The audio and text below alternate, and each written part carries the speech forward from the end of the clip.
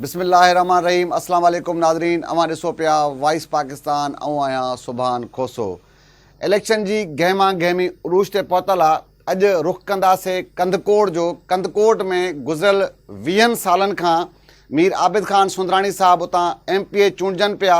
सॼे जेके आहे तालको आहे उनजे अच्छे कार्य जा मालिक आहिनि, लेकिन 20 सालनि जो अरसो गुज़री वञण बावजूदि कंदकोट जे माण्हुनि जी जेका हालत आहे, जेका ज़िंदगी आहे, उहा तब्दील न थी सघी आहे। बुनियादी मसइला जेके हुए सिहत, तालीम, इहे मसइला त पंहिंजी जाइ ते, पर अॼु बि कंदकोट जा माण्हू गंदगी, गटर ऐं इन्हनि सभिनी तकलीफ़ुनि खे मुंहुं पिया ॾियनि। आख़िर हाणे जॾहिं चूंड जो जेको इलेक्शन जो जेको शेड्यूल आहे उहो बि जारी थी चुको आहे, वरी इहे चूंडियल नुमाइंदा आवाम वटि वेंदा। छा हिन भेरे कंदकोट जा माण्हू वरी साॻे तरीक़े सां साॻियुनि उम्मीदवारनि जी चूंड कंदा? उहे ई बिरादरी जेको आहे त ज़ात ऐं पात जे नाले ते वोट थींदो, या हिन भेरे माण्हू कारकर्दगी जी बुनियाद ते वोट कंदा? इन सॼे मामले खे सम्झण जे लाइ कंदकोट जा सीनियर सहाफ़ी आहिनि पीर बख्श बंगवार साहब।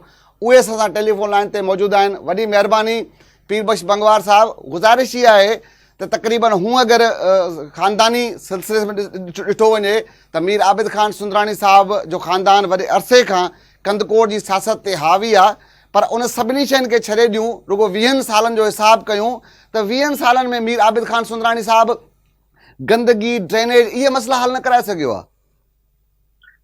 सुभान साहब महिरबानी। सुभान साहब, पहिरीं ॻाल्हि त ज़िले कशमीर कंदकोट में जेको तव्हां ॻाल्हि कई आहे वोट जो, त असांजे ज़िले में वोटुनि जो बख़ूबी सभिनि खे ख़बर आहे। असांजो वोट आहे शख़्सियतनि जो।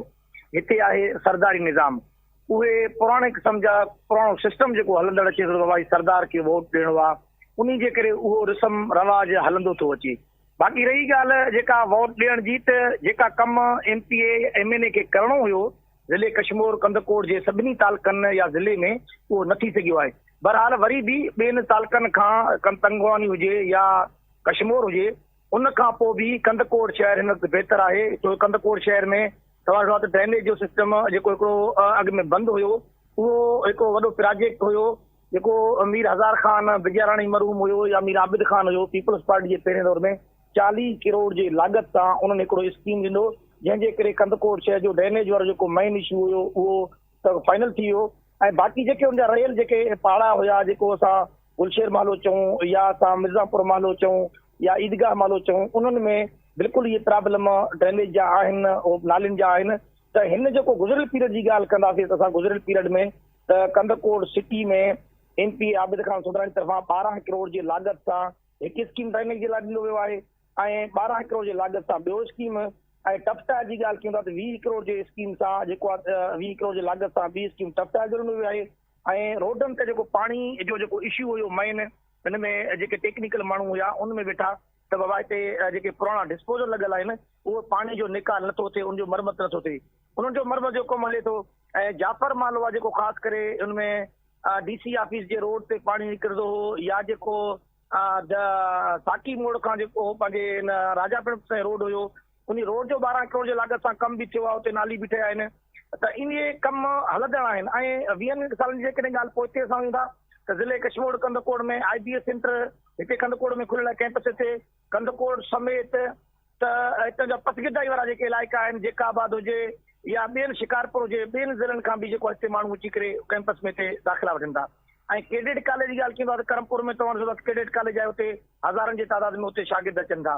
ऐं कंदकोट जे पंहिंजे शिकारपुर रोड सां DHQ हेडक्वार्टर जेको अस्पताल न हुयो, गुज़िरियल 15 सालनि खां वठी करे 18 सालनि खां ज़िलो थियो न हुयो, उन जो कमु बि हलंदड़ आहे। जी ज़ुबान।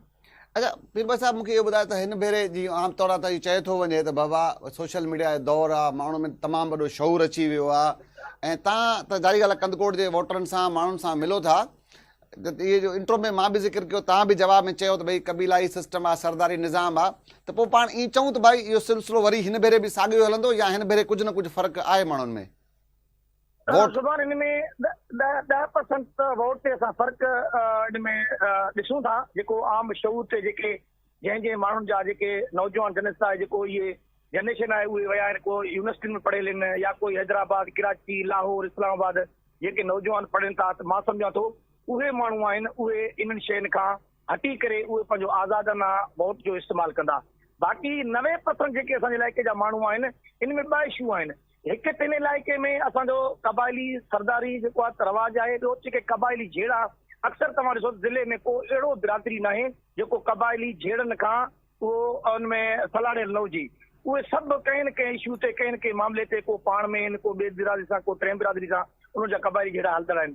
हाणे जेकॾहिं हुन में ड्रेक ते वञूं था जेसीं ताईं इहे सरदार फ़ैसिलनि में न वेंदा, इहे अॻिते न वेंदा, तेसि ताईं उहे ख़ैर न थींदा। त कुझु अहिड़ा माण्हू आहिनि उहे मजबूरनि जे करे बि ॾियनि था, ऐं बाक़ी जेको अञा रेशो आहे उहो हिन वक़्तु अञा ताईं मां सरदारनि जे हक़ में आहे। अच्छा पीर भाई साहब, इहो त थियो हिकिड़े तरफ़ जेको मां ज़िक्र कयो इंट्रो में त भई कमकार 20 सालनि में अगरि प्रॉपर रुगो म्यूनिसिपल कमेटी जा पैसा बि कंदकोट ते ख़र्च थियनि हा त कंदकोट जी जेका शक्ल सूरत आहे उहा खणी चेंज हुजे हा। बहरहाल हाणे थोरो हलूं था सियासी हिन ते इलेक्शन ते। बाबा तेगो ख़ान तेगानी साहब बि जेको आहे त अचनि पिया मैदान में, ऐं जेको आहे त उन सां गॾु JUI तरफ़ां ॿ ॻाल्हियूं हलनि थियूं मार्केट में त जेको आहे राशिद अहमद सुमरो साहब हुजनि या हाफ़िज़ रबनवाज़ साहब अचनि। छा था सम्झो अगरि 3 ॼणनि जो मुक़ाबिलो थिए त पोइ कंहिंखे फ़ाइदो थींदो, ऐं हिन भेरे जेको पलड़ो आहे या सियासी तरीक़े सां तव्हां कंहिंखे वज़नाइतो ॾिसो था? सुभाणे साहब पलड़ो त ज़ाहिरी तौर ते मीर आबिद ख़ान जो भारी आहे, छो जो पूरे सिंध में तव्हां ॾिसो जेको RO ऐं DRO जेके मुक़ररु थिया आहिनि उहो AC ऐं DC आहिनि। इन मां बि अंदाज़ो लॻाए सघिजे थो त उन्हनि खे पोइ ते जेको आहे त पंहिंजो पोस्टिंग वठिणियूं आहिनि।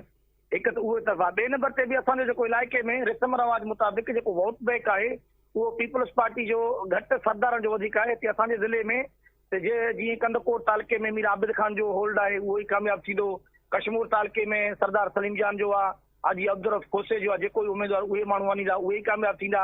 टंगवानी तालुके में सरदार महबूब अली ख़ान बिजाराणी आहे या मीर शबीर अली ख़ान आहे, जेके माण्हू उमेदवार हुन जा ईंदा उहे ई माण्हू कामयाबु थींदा। बाक़ी इलेक्शन आहे, जमहूरी हक़ आहे, हिन में बीहण लाइ हर कंहिंखे हिसो वठणु घुरिजे। ऐं सरदार तेओ ख़ान बि पहिरें चकर जेको आहे MP सीट ते अचे थो उहो PS 5 ते बि अप्लाई करे थो, PS 6 ते बि अप्लाई करे थो। ऐं हाफ़िज़ अब्राज़ चाचड़ 2018 में बि इलेक्शन विढ़ियो, सुठा वोट कया। ऐं हींअर जेको आहे तुंहिंजो पाण में तनज़ीमी कुझु इख़्तिलाफ़ नज़र में अचनि था, त कोई चए थो त राशिद महमूद सुमरो अचे थो, कोई चए थो त हाफ़िज़ रबनवाज़ अचे थो। जेको अंदाज़ो इहो आहे असांखे बाख़बर ज़रियनि मां, हिते इलेक्शन में ई राशिद महमूद सुमरो न ईंदो, पाण हाफ़िज़ रबनवाज़ खे टिकट मिलंदो। अच्छा आख़िरी सवाल आहे पीर भाई साहब, इहो ॿुधाइजो त कल्ह जेसिताईं जांच पड़ताल हुई त हुन में कागज़ी जेके नामज़दी जे कागज़ हुया उहे कंदकोट में घटि तादाद में जमा थी सघिया। हिन टाइम ताईं जेका सूरत हाल छा आहे, कंहिं जेके उमेदवार आहिनि जन नामज़दी फार्म जमा कराया आहिनि? सुभाणे साहब इन 191 जी ॻाल्हि कंदासीं त इन 191 में अॻूणी सूबाई वज़ीर एहसान रहमान मज़ारी, हाजी अब्दुल कोसो, अली जान मज़ारी समेत कश्मीर जा 10 खां 12 माण्हू ॿिया हुया, उन्हनि जमा कराया आहिनि। ऐं कंदकोट मां हिते PTI जे टिकट ते डॉक्टर इकरार जखाणी ऐं जमात इस्लामी जे टिकट ते हाफ़िज़ नसरुल्लाह चन्ना आहे। ऐं JUI जे जेको उमेदवार आहे इम्कानी, उन फार्म जमा न कराया मुंहिंजे ख़्याल में। उनजो 2 तारीख़ जेको आहे तुंहिंजो टाइम वधायो वियो आहे, उनजे करे अॼु या सुभाणे ताईं जमा कराईंदा।